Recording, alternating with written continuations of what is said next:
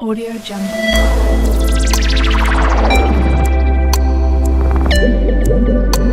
Audio Jungle. बिस्मिल्लाहिर्रहमानिर्रहीम। अस्सलाम वालेकुम। How are you my dear students. मैं उम्मीद करता हूँ इंशाल्लाह आप लोग खैरियत से होंगे।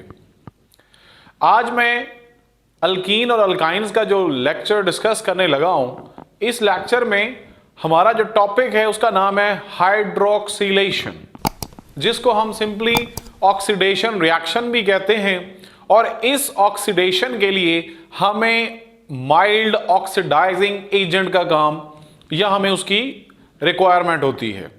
अब ऑक्सीडाइजिंग एजेंट के बारे में आप बखूबी जानते हैं कि ऑक्सीडाइजिंग एजेंट एक ऐसा एजेंट होता है जो दूसरे कंपाउंड की ऑक्सीडेशन किया करता है और खुद रिड्यूस हो जाया करता है। सो हम उसको ऑक्सीडाइजिंग एजेंट कहते हैं।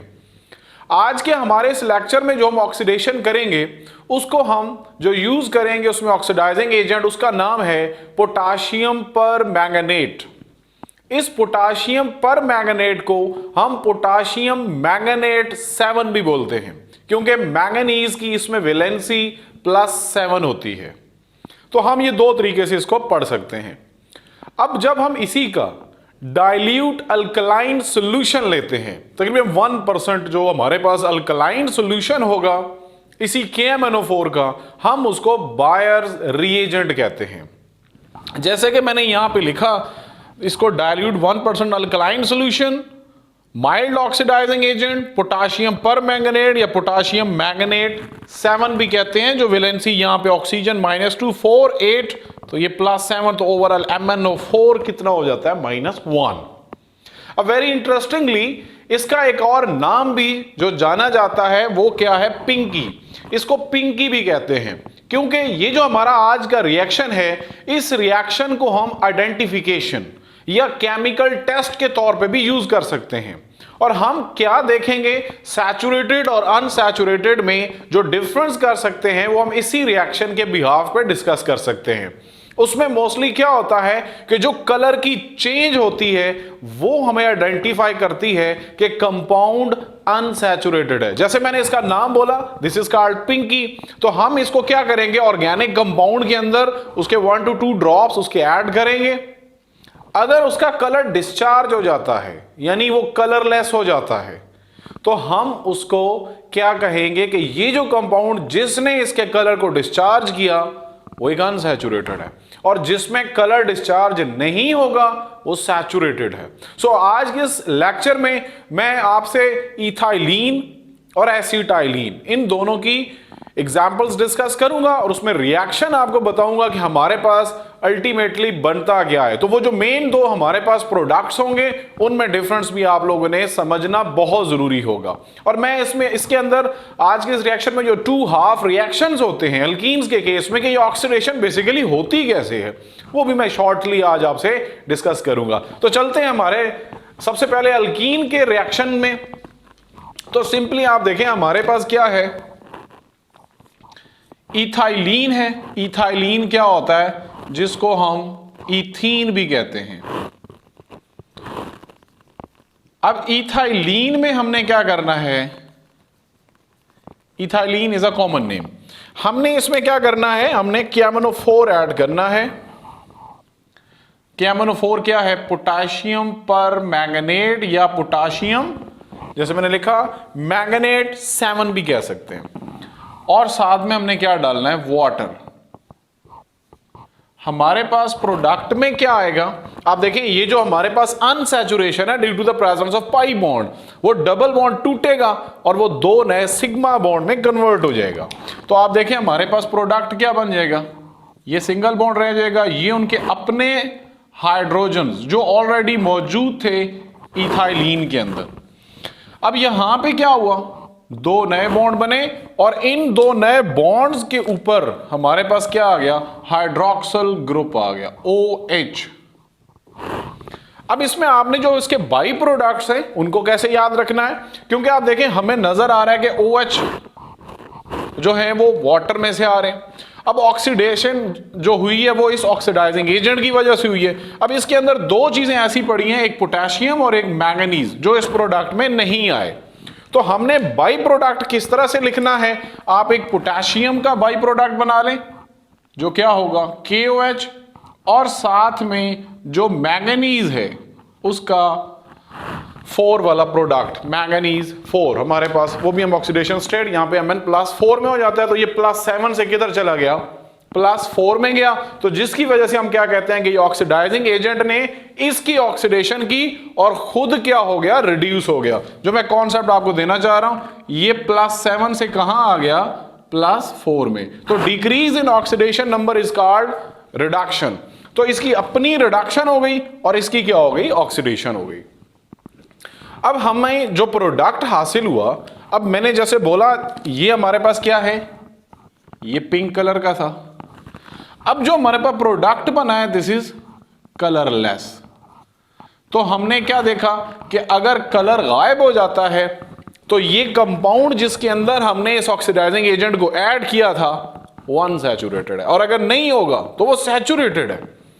अब इसका नाम क्या है, तो देखें इसके 3 तरह से हम नाम पढ़ते हैं। पहला नाम इसका आप लिख लें, दिस इज कॉल्ड इथेन 1,2-डायोल, या आप इसे क्या कह सकते हैं, कॉमनली हम इसके नाम, चूंकि इथाइलीन इसकी सोर्स थी तो इथाइलीन ग्लाइकोल भी कह सकते हैं,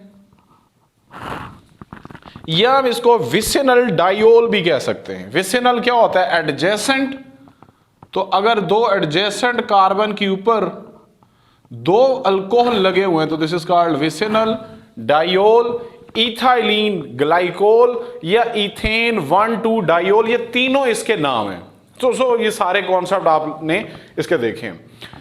अब जैसे कि मैंने बताया आपको कि इसकी ये जो हमारे पास ग्लाइकोल जो हमारे पास बना है, ये एक एंटी फ्रीज एजेंट के तौर पे यूज होता है। दुनिया में जितने भी बहुत ज्यादा ठंडे इलाके हैं उन कोल्ड कंट्रीज के अंदर हम इसको यूज करते हैं as a anti freeze agent. तो वो एंटी फ्रीज क्या होता है कि जब पानी या कोई भी चीज फ्रीज हो जाएगी तो जो वो ये उसको क्या कर देगा, एंटी फ्रीज, मतलब उसकी फ्रीजिंग उसकी खत्म कर देगा, उसको सॉलिड को लिक्विड में कन्वर्ट कर देगा। तो this is all about the reaction of alkyne with KMnO4। अब जैसे मैंने स्टार्ट में आपको बताया कि ये 2 तरह के हाफ रिएक्शन हो सकते हैं, वो भी मैं शॉर्टली आपसे डिस्कस कर सकता हूं ताकि आपको ये अच्छे से ज़हन में रहे।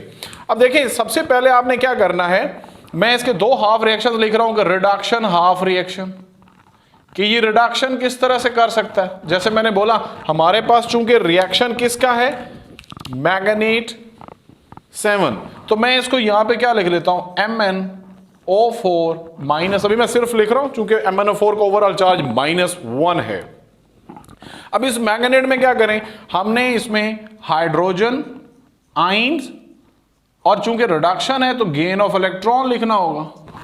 अब इसमें जो चीज आपने सीखनी है वो क्या सीखनी है कि इससे जो प्रोडक्ट हमारे पास आ रहा है वो क्या हो रहा है, ये +7 से किस में कन्वर्ट हो जाएगा, जैसे मैंने ऊपर बताया वो +4 में आ जाएगा।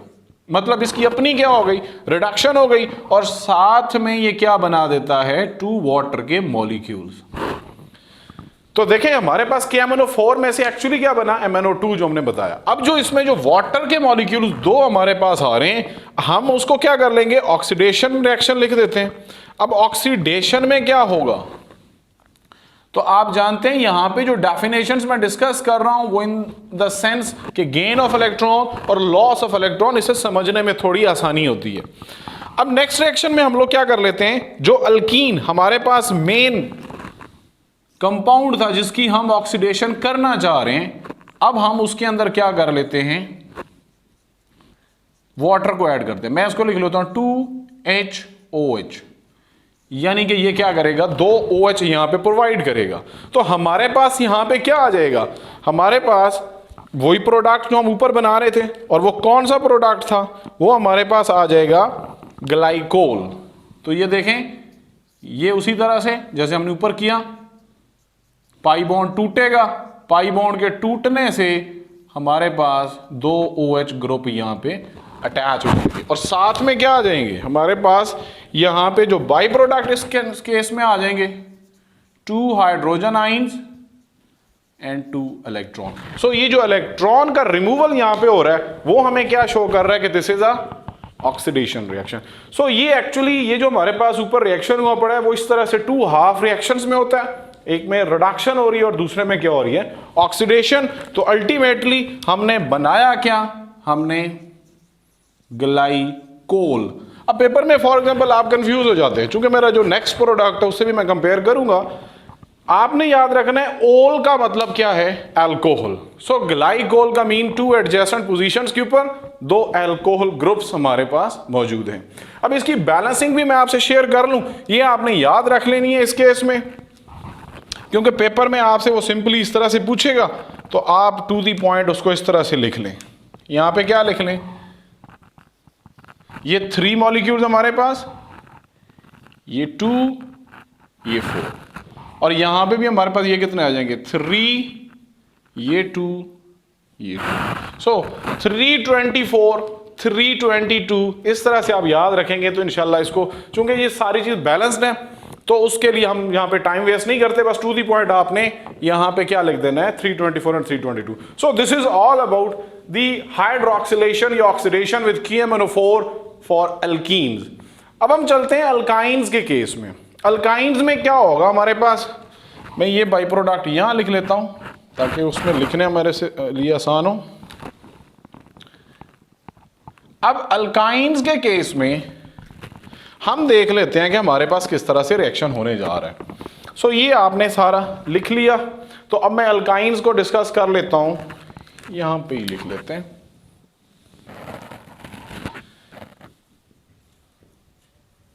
जी, अब अल्काइंस में हम एग्जांपल लेंगे एसिटिलीन की।